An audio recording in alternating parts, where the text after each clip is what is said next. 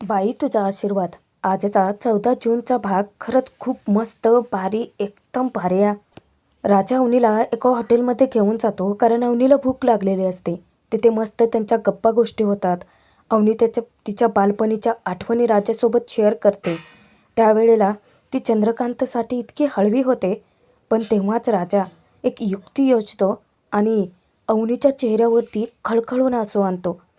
त्यातच टांगटांच्या घरी आता रिसेप्शनची तयारी आहे म्हटल्यानंतर आत्या आणि दत्ताकाका खोडा घालायला येतातच. पण अण्णा त्यांना तिथून असे काही पळवून लावतात ना, पण म्हणतात ना, सुंब जळला तरी पीळ मात्र जात नाही. तसंच काहीसं आत्या आणि दत्ताकाकाचं. टांगटांच्या घरात रिसेप्शन आहे, त्यांचा तमाशा कसा होतोय, अवनी आता परत येते की नाही, हे सगळं पाहण्यासाठी ते जोरदार तयारी करतात कारण त्यांना टांगटांची फजिती पाहिजे. आता रिसेप्शनची वेळ येते. त्यावेळेला धन्या पाण्या यशदा मस्त असं तयार होऊन आलेले असतात आणि सगळ्यात भारी एनर्जेटिक म्हणजे आपले अण्णा. काय कमाल दिसतात राव. दांगटांच्या वतीने अख्ख्या गावाचं स्वागत करून आता रिसेप्शनला सुरुवात होणार असतेच. पण इतक्यात राजा अवनीला गावात घेऊन येतो. अवनीला रिसेप्शनबद्दल कळतं आणि अवनी प्रचंड भडकली आणि अवनी स्वतः राजासोबतचं लग्न खोट आहे. ती मिसेस अवनी धनराज दांगट नाही आहे याचा खूप मोठा खुलासा यशदासमोर कळणार आहे. पण आता सगळ्यात महत्त्वाचा प्रश्न उरतो की अवनी रिसेप्शनसाठी येईल की नाही, तेच बघणार आहोत.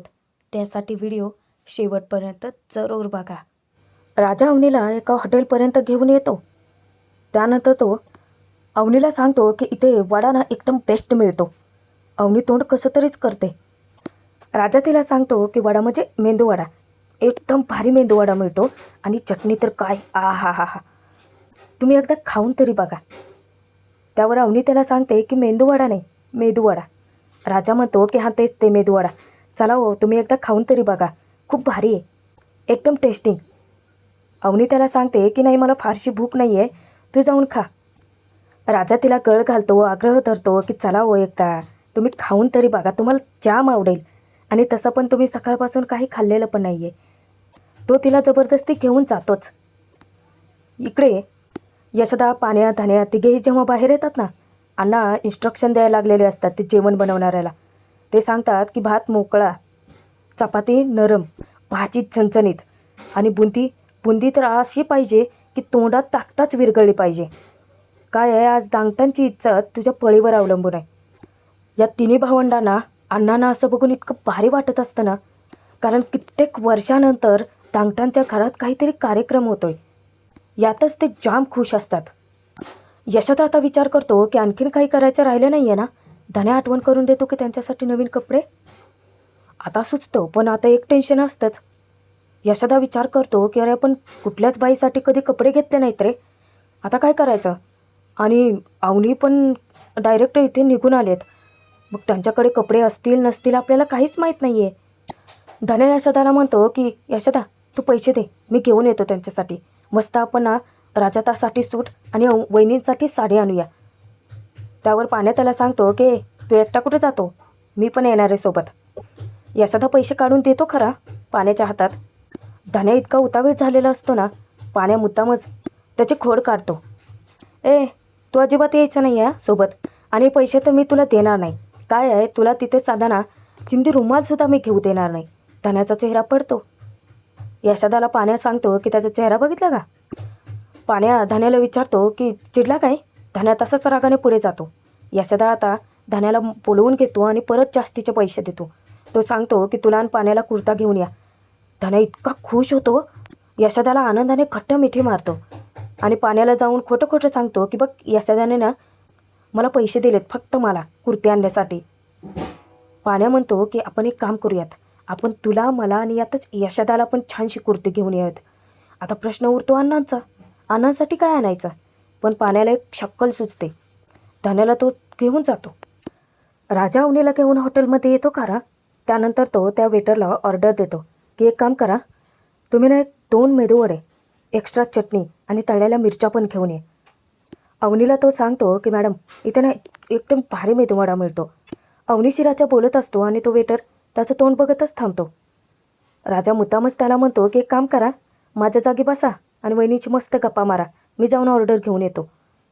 आता तो वेटर जाणार. राजा त्याला सांगतो की आणि मेदूवडा ना गरम हवा आहे, नाहीतर परत करणार आहे मी. अवनीला तो सांगतो की काय आहे सांगावं लागतं ना. आणि मॅडम, अहो तुमच्या वडिलांना बरं आहे ना आता, मग कशाला जास्तीचं टेन्शन घेताय.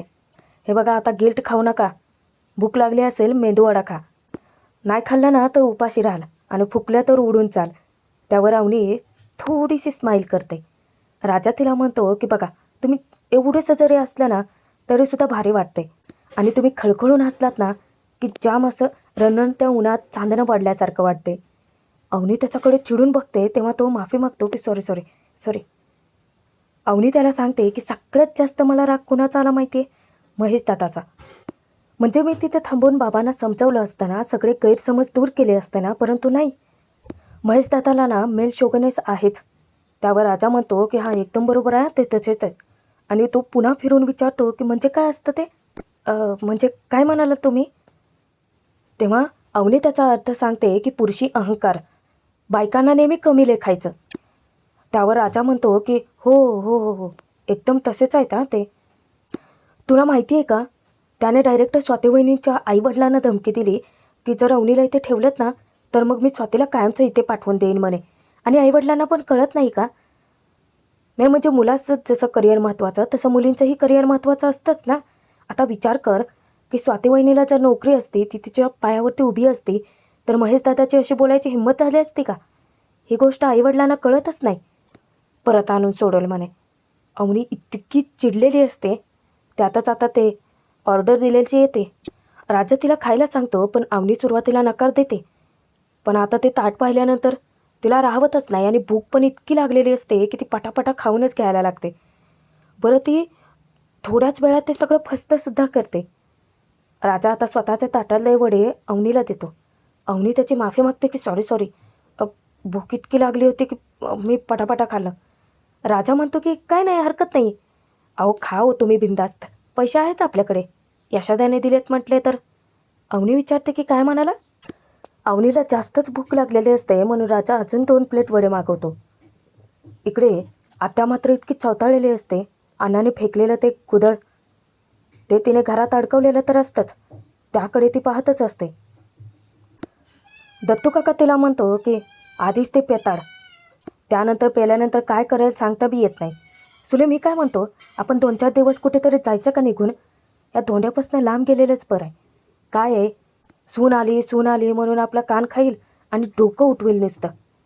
आत्या सांगते की माझं तर आता डोकंच चालत नाही आहे आणि तिचं लक्ष कुदळाकडे असतं. दत्तू काका तिला डिवचतो की तिथे बघून काही उपयोग होणार नाही आहे. आता इतकी चवताळते आणि डायरेक्ट बाहेरच निघून येते. इकडे अण्णा आता तो बुंदी पाडत असतो त्या माणसासोबतच थांबलेले असतात आणि त्याला काही इन्स्ट्रक्शन देत असतात. इतक्यात आत्या आणि दत्तू काका येतात तिथे. आत्या खरं तर अण्णांना डिवचायलाच आलेली असते. मुद्दामच ती त्या माणसाला म्हणायला लागते की आमच्या अण्णाच्या घरचं कार्य आहे, ते एकदम दणक्यातच पार पडलं पाहिजे. बुंदीत जीव आणि तोंडात गोडवा उतरला पाहिजे. आणि मठ्ठा बनवायचा आहे की नाही, मठ्ठा पण पाहिजे आम्हाला आणि तो बी एकदम भारी, जास्तीचं पाणी नाही चालणार, म्हणजे असं एकदम पेलं ना की अंगात असं एकदम थंडगार वाटलं पाहिजे.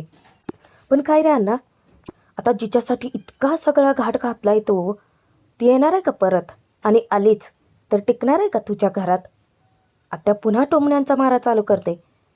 अण्णाही काही कमी नाहीत हा, तेही तिला टोमणे मारतात की कडू कारलं, तुपात घोळलं साखरेत घोळलं तरी कडू ते कडूच. त्यावर आत्याही म्हणते की सख्ख्या बहिणीने पार आतड्यापासून दिलेला श्राप आहे, तो कसा खोटा ठरल. अण्णा आत्या आणि दत्तू काकाचं काही खपवूनच घेत नाहीत. ते त्यांना धमकी देतात की माझ्या पोराच्या रिसेप्शनला नाट लावायचा नाही या, आणि ते डायरेक्ट चारा उचलून त्यांच्या अंगावरतीच जातात. आता ते दोघेही घाबरतात आणि बुडाला पाय लावून पळतात तिथून.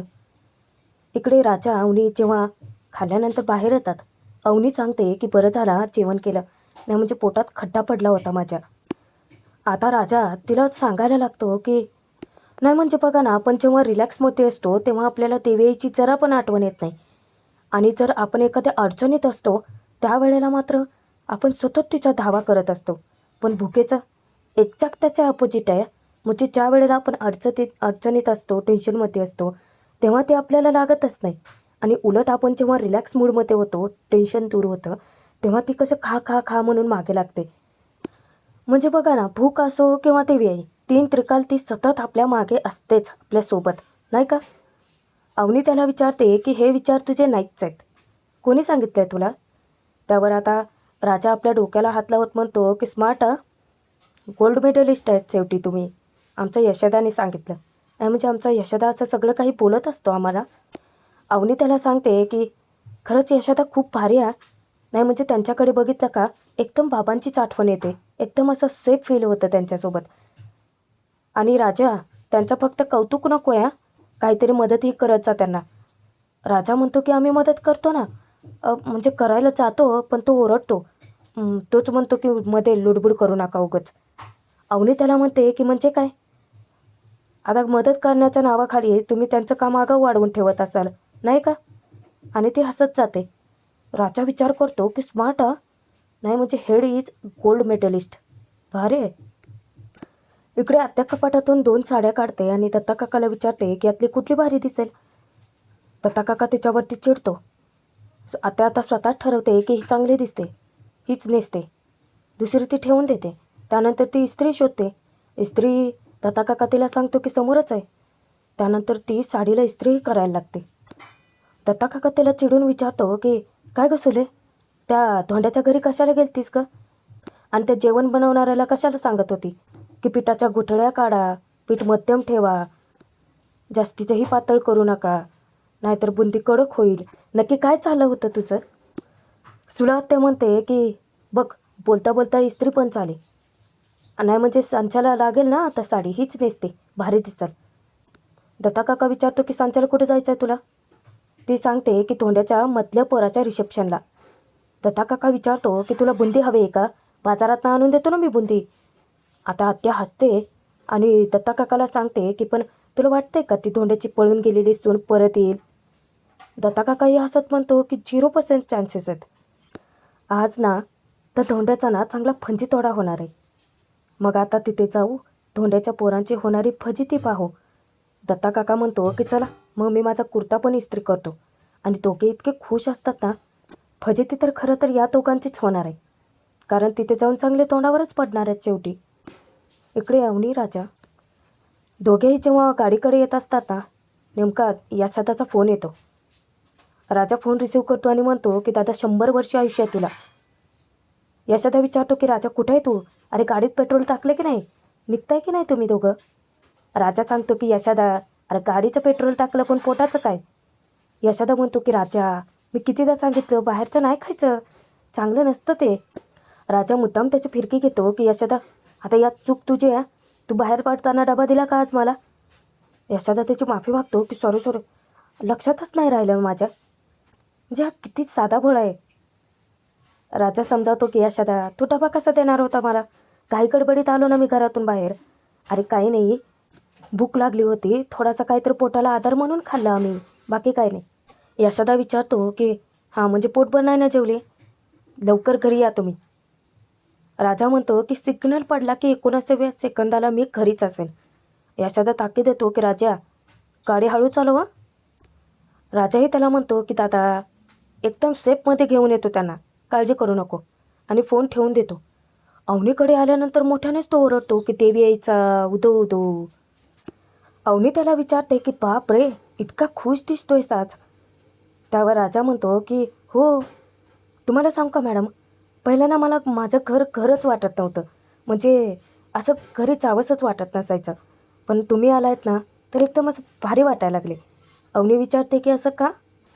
राजा तिला सांगतो की देवी विना मंदिर आणि आईबाई विना घर कोणाला आवडतं?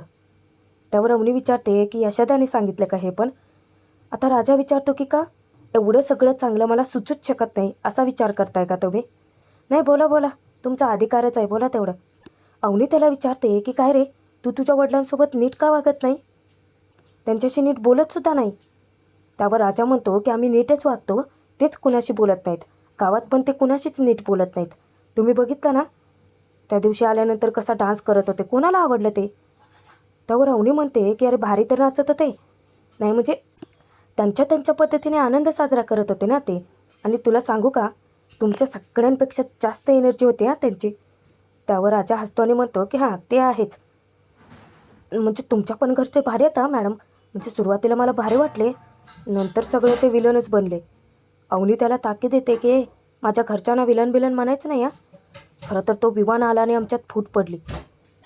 अवनी बाजूला जाते आणि खूपच अस्वस्थ होते. राजा म्हणतो की नाही म्हणजे मी बघितले, तुमच्या बाबांचं तुमच्यावरती खूप प्रेम आहे.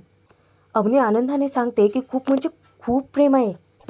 अवनी तिथे एक लहानपणीची आठवण सांगते राजाला.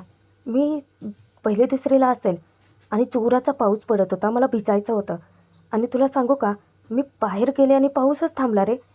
मग माझ्या बाबांनी काय केलं माहिती, मी ना घरात जाऊन इतकी रडले की बाबांनी डायरेक्ट रेन मशीनच आणलं. आणि मग मी चक्क 6 तास भिजत होते त्याच्यात. असे आहेत माझे बाबा. आणि त्यानंतर ते मला ना एके वेळे ना इतके ओरडले होते आणि चिडून निघूनच गेले होते. त्यांची महत्त्वाची मीटिंग होती ना. पण तुला सांगू का, मी इतकी रडते म्हटल्यानंतर ते मीटिंग सोडून मला फक्त सॉरी म्हणायला आले होते. असे आहेत माझे बाबा. अवनी इतकी खुश असते. त्यानंतर ती हळवी होते, डोळ्यात अश्रू येतात. राजाला ती सांगते की आणि आज आज साधं माझं सॉरी पण नाही रे ऐकून घेतलं त्यांनी. त्यावर राजा अवनीची समजूत घालतो की बापाचं प्रेम ना असंच असतं, म्हणजे वरून असं कठीण पण आतून मऊ. मुद्दामच तो अवनीला म्हणतो की बरं चला आता इथेच रडत बसणार आहात की घरीही जायचं आहे. अवनी अचानक राजाला विचारते की काय रे, मला सांग की तू माझी मदत का करतोय. म्हणजे तुझा कुठलाही स्वार्थ नसताना तू माझी इतकी मदत का करतोयस, इतकी रिस्क घेऊन.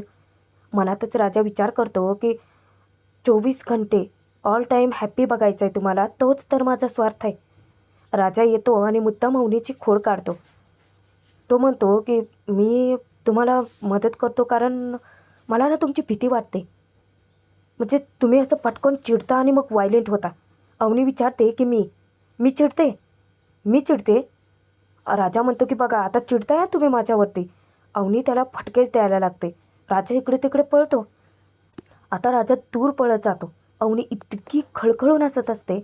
राजा मोठ्याने तिला ओरडतो की बघा तुम्ही खळखळून हसताय आणि रणरणत्या उन्हात चांदणं पडल्यासारखं वाटतंय. अवनी राजाने असं म्हटल्यानंतर तर पुन्हा जाम हसायला लागते. आणि राजाला इतकं छान वाटत असतं, कारण आत्ता कुठे ती रडली होती, परत त्याने तिला हसवलं. पण दुसऱ्याच सेकंदाला राजा इतका अस्वस्थ होतो की पण आता हे सगळं संपणार आहे. पोलीस स्टेशनमध्ये गेल्यानंतर तुम्हाला खरं काय ते कळलं तर तुम्ही मला कायमच्या सोडून चाल. इकडे धन्या पाण्या दोघांची शॉपिंग होते. यशोदाला ते सांगतात की बस आम्ही तुला राजाचा आणि वहिनीचे कपडे दाखवतो. राजासाठी त्यांनी सूट आणलेला असतो आणि अवनीसाठी सुंदर अशी साडी. ते पाहिल्यानंतर यशोदाला खूप आवडतं आणि धन्या सगळ्यात मोठा पचका करतो राव, कारण तो यशोदाचं सरप्राईजच फोडतो. त्याच्यासाठी आणलेला स्पेशल कुर्ता त्याला दाखवतो. इतक्यातच तिथे पायल आणि नमी पण येतात. नमी आल्याचं पाहताच पाण्या तिला ताकीद देतो की तुझं काय इथं, तुझी तू सुलक्षणा ठोठो बोंबलं ते येईल पुन्हा इथं. नमी त्या सांगते की काय आहे, माझ्या मधल्या जावेचं रिसेप्शन आहे, मी तर असणारच ना, हो बाजूला. त्यानंतर ती यशाचा कुर्ता, राजाचा ड्रेस ते सगळं पाहते आणि इतकी खुश होते. सर्वात जास्त तिला आवडते ती म्हणजे अवनीची साडी. त्यातच आता धन्या विचारतो की मग कशी आहे आमची चॉईस. त्यावर ना पायल कौतुक करते की वाव कसलं भारी कलर कॉम्बिनेशन आहे. पण नमी अचानक विचारते की पण याच्यावरचा ब्लाऊज कुठे. धन्या म्हणतो की अगं त्याच्यात आतमध्येच असतो ना. त्यावर नमी म्हणते की अरे झिपऱ्या, म्हणजे ब्लाऊज शिवावा लागेल ना. आता पायलला टेन्शन येतं की जाऊ बाई इतक्या कमी वेळात कसं व्हायचं. त्या तिघांना ती म्हणते की आम्ही यायच्या आधी तुमचं कसं व्हायचं ना देवच जाणे. नमी विचार करते की आता पण ब्लाऊज, हां माझ्या ओळखीच्या एक लताताई आहेत, अर्ध्या तासात टकाटक ब्लाऊज शिवून देतील. मग आता ते झालं खरं, पण अवनीचं माप कुठे आहे. माप तर लागेलच ना. सगळेच जण विचार करत असतात. यशोदा उठतो आणि अचानक समोर अवनीचा ब्लाऊज त्याला दिसतो, साडी वगैरे ते. मग यशोदाच्या डोक्यात आयडिया येते. नमीला तो सांगतो की हा ब्लाऊज चालेल का. नमी आता त्याच्या हाताने दृष्ट काढते की तू इतका हुशार आहे म्हणूनच आवडतोस मला. नमी आणि पायल पटकन आता अवनीचा ब्लाऊज शिवण्यासाठी निघून जातात. पाण्या यशोदाला म्हणतो की आपल्या राजाचं लग्न झालं एकदम भारी झालं ना, पण खरं सांग का यशोदा, त्याच्या आधी तुझं लग्न व्हायला पाहिजे होतं अरे. यशोदा म्हणतो की अरे माझं कुठं घेऊन बसलात, खरं तर आपल्या घरावरचा हा श्राप मिटला तेच भारी झालं आहे. आता कुठलं नवं संकट नको यायला. पाण्या म्हणतो की आधी ते सुलक्षणा नावाचं संकट जाऊ दे की, अजून कुठलं नवीन संकट घेऊन बसलायत. चल इकडे. अवनी झोपी केलेली असते आणि राजा ड्राईव्ह करत असतो. अचानकच अवनीला जाग येते. राजा म्हणतो की सॉरी सॉरी नाही म्हणजे तुम्ही शांत निवांत झोपल्या होतात, या खड्ड्याला बघवलं नाही वाटतं. म्हणजे आता तुमचे बाबा फुल अँड फायनल ठीक आहेत म्हटल्यानंतर तुम्हाला निवांत झोप लागणारच होते ना, पण या खड्ड्याने सगळा घोळ केला. अवनी त्याला म्हणते की रिक्वेस्ट करते की प्लीज परत तो विषय नको ना. राजा तिला म्हणतो की मॅडम होप लई तोफ चीज असते. अवनी म्हणते की परत तेच. राजा खूपच अस्वस्थ असतो, कारण आता तो अवनीला पोलीस स्टेशनमध्ये घेऊन जाणार आहे ना. अवनी त्याला विचारते की काय झालं. राजा म्हणतो की काहीच नाही. आता राजा सांगायला तयार नाही आहे, म्हणून मुद्दाम अवनी त्याला म्हणते की तुला खरं सांगू का, म्हणजे तू एकदम भारी माणूस आहे, पण मला सुरुवातीला तुला जेव्हा भेटले ना तेव्हा असं वाटलं की. राजा विचारतो की काय वाटलं. अवनी मुद्दाम ताणून धरते, म्हणजे मला असं वाटलं की. तो पुन्हा विचारतो की सांगा ना काय वाटलं. अवनी म्हणते की म्हणजे तू असं मारामारी केली, विवांची किडनॅपिंग केली, मला असं तू गुंडबिंड आहेस की काय असं वाटलं होतं. त्यावर राजा म्हणतो की काय मॅडम तुम्ही, अहो मी एकदम डिसेंट सेफ माणूस आहे हो. अवनी मुद्दामच राजाला विचारते की काय रे, तुझी कोणी गर्लफ्रेंड वगैरे नाही आहे का. राजा इतका लाजतो. अवनी त्याला विचारते की लाजतोयच तू, सांग ना कोणी आहे का. त्यावर राजा म्हणतो की लहानपणी मला एक आवडत होती. अवनी विचारते की मग. राजा म्हणतो की मग काय, ती मला बघून हसली, मी पण तिला बघून हसतो. अवनी विचारते की नंतर. राजा म्हणतो की मग काय ते बिछडा बिछडी ते झालं सगळं केलं. अवनी विचारते की मग आत्ता कोणी आवडते की नाही तुला. त्यावर राजा सांगतो की एक मुलगी आवडत होती, म्हणजे क्रश म्हणतात ना तसं कायचं. अवनी त्याला चिडवते की ओ क्रश. राजा सांगतो की हां पण. अवनी विचारते की पण पुढे काय झालं. मग राजा म्हणतो की काय तिच्या बापाचं क्रशरचं मशीन होतं ना, तो मला डायरेक्ट त्याने मला धमकीच दिली की माझ्या मुलीबद्दल असा काही विचार केला ना तर मग या क्रशर मशीनमध्ये काढून तुकडे करेल तुझे. त्यावर अवनी म्हणते की बाप रे, मग आता कोणी आहे की नाही. त्यावर राजा आता थोडासा लाजतो, कसं सांगावं वाटतं त्याला, पण सांगतो तो अवनीला, शेअर करतो तो की बॉटम ऑफ हार्टपासून एक मुलगी मला खूप आवडते. अवनी विचारते की मग तिला सांगितलं की नाही. राजा म्हणतो की नाही म्हणजे वन वे आहे ना आपलं, म्हणजे तो तिच्याकडे हात करून सांगतो की तिला कसं सांगावं काही कळत नाही. आता अवनी मुद्दामच म्हणते की हां नाही म्हणजे ते आहेच, पण तुला एक सल्ला देऊ का मी, की होप लई तोप चीज असते. राजा होप सोडायचे नाही हा. राजा हसत विचारतो की हां म्हणजे आता माझंच टॉनिक तुम्ही मलाच मारताय. अवनी अचानक विचारते की राजा आपण नेमकं कुठे आलो रे. राजा सांगतो की नाही पोहोचतोच आहेत, कळेल तुम्हाला थोड्या वेळात. आणि प्रेक्षकांनो आजचा हा छान सुंदर मस्त भाग इथेच संपला आहे. पुढे मात्र मोठा ट्विस्ट आला आहे, कारण दांगटांच्या घरी रिसेप्शनची तयारी असते. धन्या पाण्या यशोदा मस्त असे तयार होऊन आलेले असतात. अरे सगळ्यात भारी तर आपले डॅशिंग अण्णा आहेत, येतात काय एंट्री घेतात राव. आणि त्यानंतर सगळ्यांचं स्वागत करून इतके मस्त थिरकतात ना अण्णा, तर तिघांसोबत मस्त असं एनर्जेटिक नाचतात पिसतात.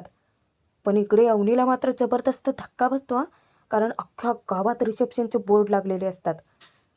आणि ते पाहिल्यानंतर अवनी राजाला स्पष्ट सांगते की मी तुझ्या घरी येणार नाही, कारण मी मिसेस अवनी धनराज दांगट नाही आहे.